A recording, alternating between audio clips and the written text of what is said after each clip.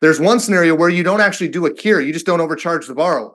To me, this is the path of least resistance because you don't have to include legal limit exceeds language. So the example I'll give is the appraisal fee and the credit report here. I've got them circled. So on the loan estimate, imagine if you will, that we estimated the appraisal to be $405 and the $30 to be the credit report. But let's say we get to closing, just before closing, and we find out, you know what? The appraisal is actually $500. The credit report's actually $35. Option one would be to charge the borrower $500 for the appraisal, $35 for the credit report. If we do that, that's going to be beyond our tolerance, and then we're going to have to give the money right back. That is the amount that exceeds what we estimated.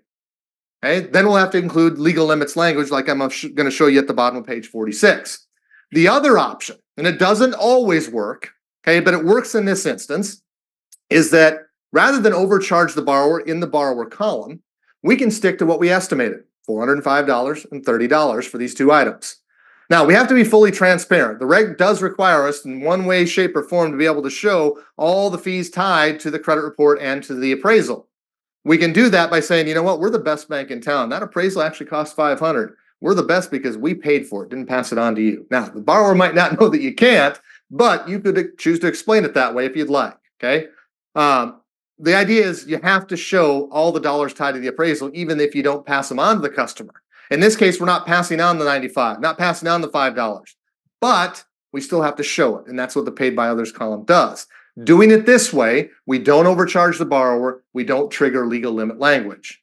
Had we overcharged the borrower, and the dollar amounts won't line up here, but had we overcharged the borrower, then we'd have to give money back in the form of a lender credit. We do that in section J and in the cash to close section. So there's two different places on the disclosure where we'll have to show the amount that we overcharged them and are now giving them back, and it will have to be accompanied by, we exceeded legal limits.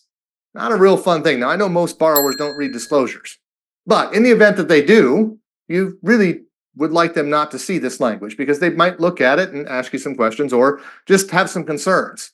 Now, there are certain situations where you have to do it this way, where you can't tie the overage to any one thing because it's multiple, like it's part of the 10% bucket. Then by all means, overcharge them and give the money back and include the legal limit language.